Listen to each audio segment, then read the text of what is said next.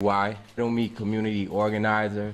Has been activist. I've been really trying to be adamant about the organizer piece of community organizer. So please respect my identification. Not activist. So please respect my identification. Okay. Thank you. So yeah, we're here today to give remarks and a recap of our experience of yesterday. As we know, there was a gross miscarriage of justice that took place to us, and that was the unfortunate release of Jason Van Dyke from the state penitentiary, and also without any federal charges yet to be filed on him from the Department of Justice. Yesterday we had a day of outrage, and right now I think this is going to be a season of outrage because the day has definitely turned into another. We mobilized peaceably, we demonstrated peaceably. We was joined by the grandmother of Laquan McDonald, Tracy Hunter, along with his aunt, Tanisha Hunter. We attempted to, our plan was to mobilize and support Ms. Hunter and submit a letter to the Department of Justice, but it was some miscommunications with some organizers. But nonetheless, a letter was submitted to Attorney John Law's office, and we do support that letter and the calls for the Department of Justice to federally intervene in this situation on today. At the conclusion, now I wouldn't say conclusion, towards the latter part of the lobby occupying space, we aligned adjacent to the window. This is something that we did organize. We did want to participate in civil disobedience. We want to make that to be adamantly clear. There was a blueprint that was laid out before us by civil rights leaders, and we wanted to follow that blueprint. It was black men and black women like Dr. King, Medgar Evers, Diane Nash, and so many more that has laid out a blueprint for us to fight for civil rights and to fight for it, even if it costs us our freedom.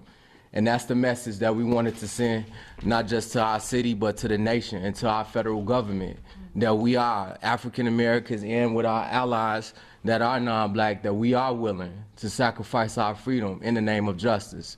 And whatever we have to do to continue this message, whatever we have to do peaceably to get our message heard and to get justice for Laquan McDonald, that's what we are willing to do.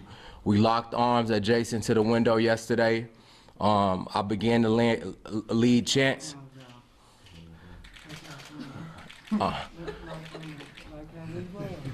We locked arms yesterday. We began to lead chants.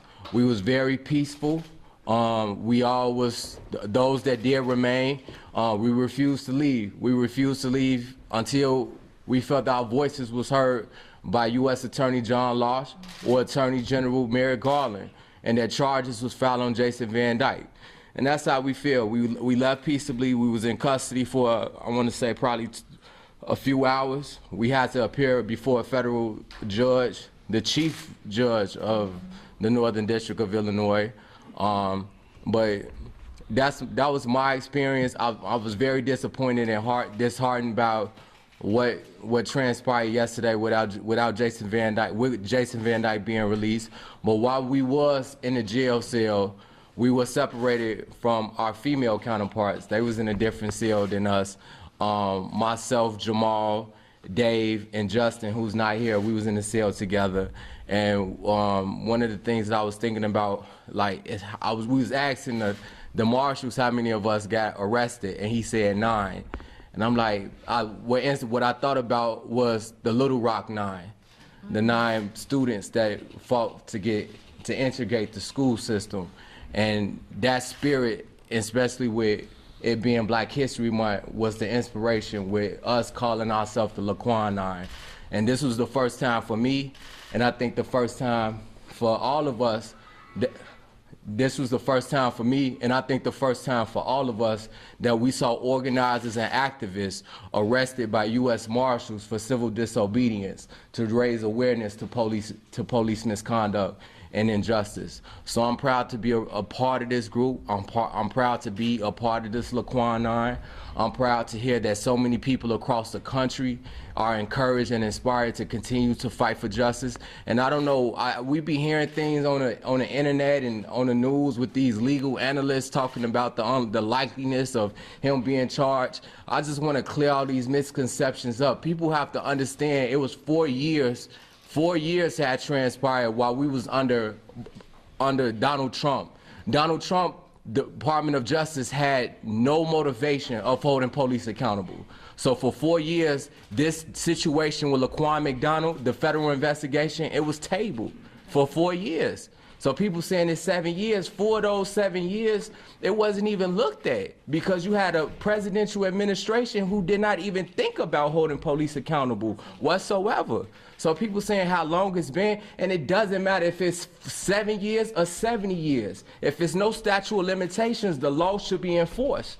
And if the same thing if it was a murder case. If it was a state murder case, if somebody has some evidence to hold somebody accountable, if the state has some evidence to hold somebody accountable, we've seen this time and time again. DNA can either convict somebody or exonerate somebody decades later. And this should be applicable on a federal level. It doesn't matter how long it's been. With that man, that young man and his family in our community deserves justice. And we're gonna continue to demand justice. Justice for Laquan McDonald, justice for every young black man and woman that's been killed and murdered by law enforcement unjustly in this country. And we're gonna make sure that our voices are heard. And we're gonna continue to peacefully demonstrate, and we're gonna continue to peaceably assemble and petition our government to do the right thing. So again, we ask you, Attorney General Merrick Garland, again, U.S. District Attorney John Loss, we're asking you to do the right thing and file federal criminal charges on Jason Van Dyke for the violations of Laquan McDonald's civil rights. And we're gonna just have everybody just hit the mic and get their remarks and recap about what happened about yesterday. The next speaker is gonna be congressional candidate Keena Collins.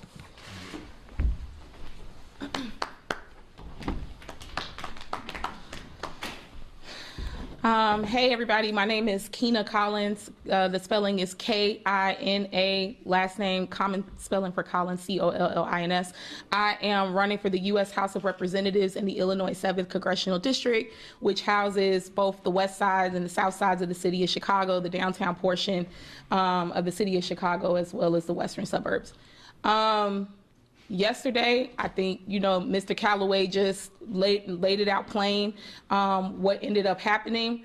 I want to make clear that we have been fighting. We thought that the 81-month sentence for Jason Van Dyke was a sham from the beginning. Exactly. Everyone is acting like, you know, we just popped out. No, go back and look at when this sentence came down. It was outrage, and this was a travesty to justice through and through. I think the country also has to, and I've been saying this time and time again, ask itself as Americans, why does it require a viral consumption of outrage and black suffering in order to shame and embarrass the criminal justice system into accountability? We cannot get justice for Laquan McDonald because the only just thing would be if he was alive and breathing, and we can't get that. So what we are asking for is accountability metrics, particularly and primarily through our federal government. You know, in these last few years, we've seen Democratic leadership as the Black Lives Matter movement has crystallized. They've kneeled, they've draped kente cloth over their necks, they've approved Black Lives Matter murals to be painted. We didn't ask for any of that. We didn't ask for symbolic victories. We want systematic change. We want to talk about the economic development, because you can't talk about the violence in the city of Chicago and what's happening without talking about the economics. We want to make sure we're improving our education system, but most importantly, we want to make sure that we have humanity. Nobody should have to prove at this level that they are human and that we should be treated as humans. What happened to Laquan McDonald, you would get more time for shooting a dog in the street more than what happened to Laquan McDonald. And so I've been extremely disappointed in the elected officials across the state who have remained extremely mum or very lukewarm on this issue. We should be screaming to the rooftops. You know, Will talked about like the fight that has been happening for a long time. This is before Laquan McDonald, we had Rekia Boyd. After Laquan McDonald, we had Quintonio LeGrand, Betty Jones. This is a systematic, this is not a good cop versus bad cop situation. This is intentionally happening. And so we've heard people, you know, give arguments, well, he had a blade, he was busting in car windows, he had PCP in his system. Well, guess what? Kyle Rittenhouse crossed state lines, had an automatic weapon, killed 2 people, injured another, got off, walked free, and became a rock star of the Republican Party. He was 17 as well. And so we have to ask some serious questions. Yesterday, when I was apprehended with my peers, I had a sweatshirt that said Operation Good Trouble. Thanks. John Lewis did not shed blood on Emmett Pettus Bridge for all of us to be silent in this moment. Thanks. So beyond the fact of us just fighting for humanity and the ability to tell the story and fight and advocate for Laquan McDonald because he cannot do it for himself, we want voting rights passed in this country. Yes. Why are we still fighting about this? And so we are calling on, and we're going to continue to call on the U.S. Attorney General Merrick Garland, the Department of Justice to step up, Vice President Kamala Harris, President Joe Biden, Majority Speaker of the House Nancy Pelosi, Chuck Schumer. We want y'all all to come out because in 2020, Black folks in this country did not make an excuse. We showed up to the polls. Now we're asking you to show up for us. All right. All right. All right.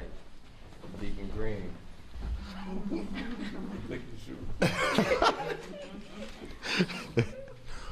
My name is J. Mal Green, J.A. apostrophe capital M-A-L Green as the color, former mayoral candidate and community organizer. What kills me, and I really share the sentiments of William Calloway and Kina Collins when she talks about humanity, I want to really ask the question, why does it take for constant activism for us to get treated just like a regular human? Why does it take that? Why did it take 7 years ago for William Calloway to step up and say, hey, there's a video that's been suppressed and we need to see it, and then go to court and get the judge to release a video? And then now there's outrage. Why does now a video being released, does State's Attorney Anita Alvarez finally say, well, 364 days later, now that the people seen it, now I will charge?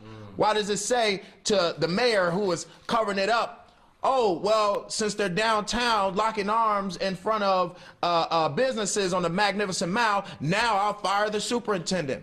Why does it take for several years later for us to see any type of accountability when we all know that a 17-year-old boy got shot 16 times, 16 bullets. 16 bullets went into that young boy. I guarantee you, let's ask these questions. Ask the question of if Laquan McDonald would have shot Jason Van Dyke 16 times, where would we be today? Right. Where would Laquan be? I guarantee you they will be trying to impose a death penalty on that young man. I guarantee you they will be going to court and on TV trying to impose the stiffest penalties. Yes. So they look at us today and say, well, he got 3 years, guys, just go ahead and let it go. No, we cannot let it go. No, No, we cannot let it go. That young boy was 17 years old. He could have been anything. That's right. He could have been the mayor, the president, the doctor, the news reporters. I don't care. He had many more years to get his life on the path that he wanted to get it on, and it was taken from him. It was taken from him, and he was treated inhumane. Why do we have to be here today? Why do we have to get arrested by the U.S. Marshals and go in front of a judge, all because a man who shot a young boy 16 times is not being held accountable? Why do we have to do that? We of course want to be doing other things with our lives. We have lives. Right. We have families. Right. We have things we need to do every single day, but we take the time out of our lives to make sure that our kids, when they become 17 years old, that they don't walk into an officer like Jason Van Dyke and he get to walk on about his life and go back home to his family. We have to make sure of that because we have a duty to the city of Chicago and a duty on all around the world to let young people know that they are safe in their communities. And police officers will not just shoot and kill them and treat them like animals and get away with it. We have to step up. We are obligated to. And each and every one of you out there, from the community residents to the media to the politicians, if you are not standing with us, you are against us. This is a state of emergency. And folks are saying, oh, well, it's just about punishment for Jason Van Dyke. No, it is not. It is much more than that.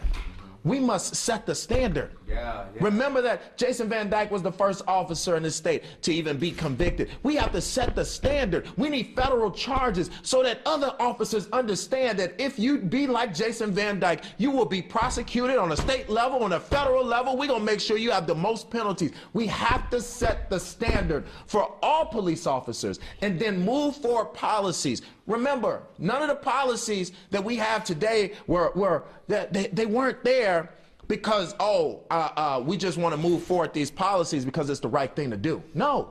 They were there because we were in front of the mayor's house, because we were out there getting arrested every day protesting, because we were out there using our voices. All of these policies, the consent decree, all of these things that will move forward were because of the people right here today who spent their lives trying to move forward accountability and policies. That shows that the systems are set up against us, and the only way that they will move forward any accountability justice is if we use our voices and step up and say something. That's what we're doing today. That's what we're going to continue doing. After he's charged, we're going to continue moving forward policies to reflect the city that we should be living in and the state that we should be living in. And hopefully that becomes a model all across the country so that black kids that look like us can have a mental health problem and be treated correctly, can be a part of a ward of the state, and they care about us still. We all have to make sure of that for all children in America, and we're going to do that. Justice for Laquan McDonald, and we must get federal charges on Jason Van Dyke immediately. And these federal charges, we'll take it, okay? We'll take it. All right, look. All right, we did a little fair time, but listen, here's what I'm saying. That is nothing compared to what Laquan McDonald went through. He's not here today to fight. He's not here today to tell his side. He don't even know the officer who shot him. He wasn't looking at him. He was walking away and was shot 16 times. He doesn't even know what happened to him. Now he's in heaven, is able to look and see. But we have to be his voices. We know what happened to him. We know what officer shot him. We saw it on camera. Hold him accountable now. Amen. We're going to raise love offering after that. 2 to 3 minutes. Hi, I'm Amber Leaks, Leaks. So again, I was with my peers when we were arrested yesterday. We're tired. Yeah. We're fed up, and enough is enough. Yeah. The world says, or a lot of news analysts says, get over it. How do you get over seeing a child shot 16 times? Not once, not two, but 16 times. And the first 2 shots took him down, so the other ones was not necessary. And then he reloaded his gun. And we say 81 months is enough? That was a slap in the face. On top of that, he gets out early. What murderer do you know that gets out on good time? None that I know. It's criminals in there right now with less charges that served more time than Jason Van Dyke served. And it's crazy. And we're over it. And like I said, enough is enough. And in the words of Dr. Martin Luther King, justice too long delayed is justice denied. And we want justice for Laquan McDonald. Yeah. Oh, let That goes right into what she just said. Hello, my name is Cassandra Greer Lee, Cassandra, Greer, Greer, hyphenated Lee, Lee. It's all right. As my peer Amber said, I'm just tired. I'm hurt.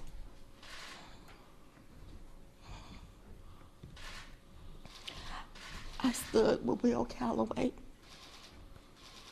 and all of these wonderful people because they stood with me as well. And I know that they're tired.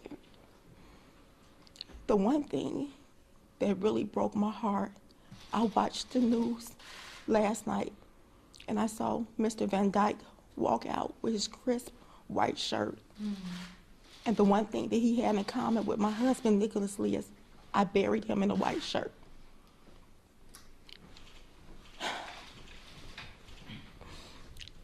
I just want to know, how long do we have to fight?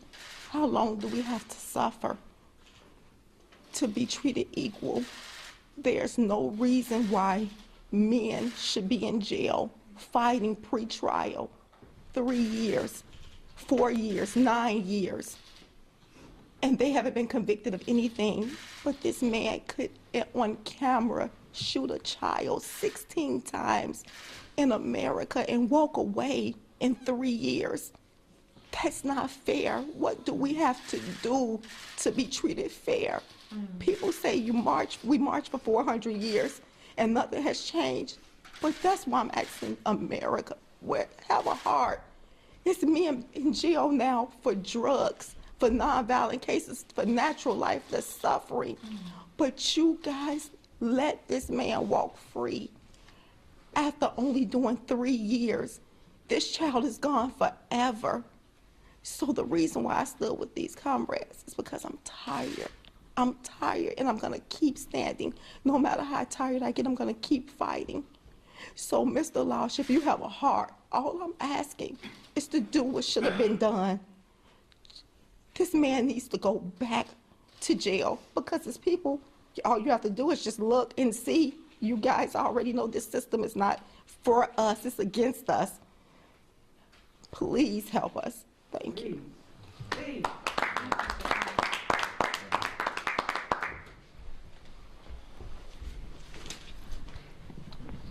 My name is Dave Power, Davepower, and I am a community organizer with the PSL, and I want to talk about that term, community organizer, because that's what we need to get this justice to happen. Now, I wasn't in Chicago when the people behind me started this struggle to bring justice for Laquan McDonald, but their struggle caused these charges to be brought up in the first place. That's right. And their struggle will make sure that these federal charges go through. Yes. Because we say we're a democratic country, and that means the people should have some control over the country. Facts. And we know that this is an injustice. I've been back in Chicago since then. When I heard this struggle the first time, this was my city. I came up here. I came up in the south suburbs. I went to school in Morgan Park. And I was raised that if there's a problem and you can do something about it, you have to do something about it. Good, Dave. That's good. After the charges were brought up, there was an investigation into the Chicago police force, and that investigation found a pattern Come on. of racist police violence, and that pattern continues today. Come on. Since I've been back in Chicago, I've worked with many of the people up here, and we've worked to bring justice for other families of police violence. We've worked for the families of Anthony Alvarez, who left behind a baby. We work with the families of Alexis Wilson, who was about to go to college. We work with the families of Marcella Stinnett up in Waukegan. And we worked with the families of Jacob Blake. And Justin Blake was there last night with us standing for Laquan McDonald. Absolutely. Yes, sir. Yes, sir. Yes, sir. Jason Van Dyke, it took a whole movement to get him behind bars, and they still let him out early. And we chanted with our arms locked. We stood together, and we were arrested immediately. Immediately. But that standing together is what we need to do, because we know that it can work. There is a whole history of showing that it can work. And when I say community organizers, I'm going to speak to the community. Get organized with us. Work with us. And we will win the better world that we're fighting for. Come on. Thank you. Come on, Dave. A minority right here. Good morning. My name is Kate Redling, Catereadling. I am also a community organizer, and I'm proud to be up here with these folks. I'm going to use my notes because there's stuff I want to make sure that I get to say. I am here today, and I was here for civil disobedience because this cause is righteous. I'm here today as a mother, as a non-black woman of color, to lend my voice to this effort because the message lands differently when it comes from different people, and we need all of us sending this message that this cause is just. The protest took place at a federal building because the demands of the community are of a federal concern. It wasn't us showing disregard or disrespect. We brought demands to the institution that is capable of addressing those demands. We were nonviolent. Say that again. We were nonviolent. I was specifically implicated for using my camera, and we all know why we have to all use our cameras today. We all know why we need to document what's going on. It is our right to engage in civil disobedience, and that civil disobedience is only effective when enough of the community stands with the members making those demands. And I believe it is clear to see 8 years of effort behind this, that the community is making these demands. And that those of us that have the privilege and access and opportunity to put our bodies at stake and to take a stand and to risk arrest and to follow through and get arrested is obviously what needs to happen. Otherwise, we wouldn't be asking for this because it would be done. So we will continue to show up. In the vein of Dave, I was not out in the streets 8 years ago. I was home with 4 young children. Today, I have a 17-year-old boy. Come on now. And I will be damned if I will stand by and let these organizers, let these community members put themselves out there without me standing with them. My children will know what side I'm on. Thank you.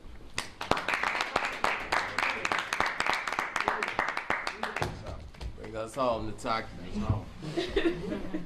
Hey. You have to excuse me because I just heard some emotional everything, and I lay in solidarity with all my comrades up here. My name is Nataki Rhodes, I'm sorry. My name is Nataki Rhodes, Nataki Rhodes, Rhodes. And as all my comrades, I am a community organizer, and we are community leaders in our community. It wasn't nothing for me to stand up and to take this stand. And the reason why I took this stand is because of the history of which we came from. This is Black History Month. This is the first week of Black History Month. And I know for sure, and you all have shown many of documentaries of our ancestors from the Till family take a stand. And if it wasn't for the Emmett Till family taking a stand, what would we have known? And so Emmett Till's mother gave me the spirit. Ida B. Webb's. We come from great women. As she have a son. My son is 28 years old. My grandson is 6. Where was I during this time? And I want to let them know I was out here standing up for justice. When I think of Emmett Till's story, I think of this is our today's Laquan McDonald, lynched down in the street, ran over by a car, which I didn't even know, beat up by the police before death, just complete torture of him. And they tried to cover it up from the highest level. What would I like to see? I would like to see an investigation that shows from the highest level of covering up all the way to Ron Emanuel. I would like that report to show how Ron Emanuel covered it up, how Lori Lightfoot was the president of the police board and she saw the tape, and now she is the mayor. And Lori Lightfoot covered up Antoinette Young. So she has a pattern of covering up. And we up here unseated Anita Alvarez because of the cover-up. Not just Jason Van Dyke, all the other people that helped cover this up. When you kill a black man, Stacy, you kill 100 generations. You kill 100 generations. When you kill Laquan, you killed his 100 generation. Ron Emanuel, the Democratic Party, you allow him to go to Japan and be a U.S. ambassador. Allow him, Stacy, to go to Japan to be a U.S. ambassador when he was the leader of a corruption and cover-up. George Stephanopoulos, you allow Ron Emanuel to come on ABC every Sunday and speak to give an opinion on the Democratic Party. You allow Ron Emanuel to take his son and his family and to continue on, him and Amy, with their beautiful lives, and say, why are we asking for federal charges? You killed the 100 generation. You say, why we standing up? I have to stand up in the name of Emmett Till and the family. We are on the right side.